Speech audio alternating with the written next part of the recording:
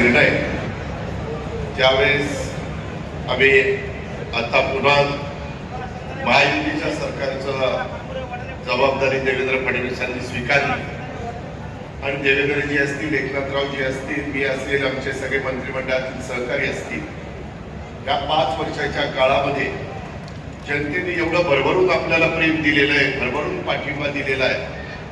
याही जिल्ह्याने एखादा अपवाद वगळता सगळ्या जागा महायुतीला दिलेल्या आहेत आणि त्याच्यावर जनतेने जनतेचं काम केलेलं आहे. आता आपल्याला जनतेचे प्रश्न सोडवायचे आणि त्याच्यामुळं आम्ही मुख्यमंत्री आणि सगळेजण या कामाला लागलो आणि बरेच वर्ष म्हणजे मी आता सगळ्यांची भाषण ऐकत होतो. मी पण 91ला खासदार झालेलो होतो. त्यावेळेस 91 ते 96 हे पी.व्ही. नरसिंहरावजी पंतप्रधान होते आणि इथं केशर काकू क्षीरसागर खासदार झालेल्या होत्या.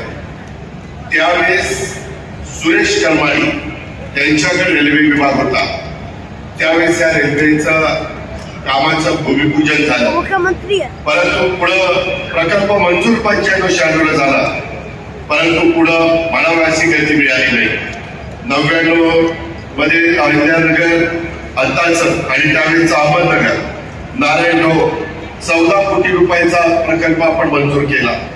त्याच्यानंतर 2008 साली उजडलं नारायणगाव परळी 448 कोटीला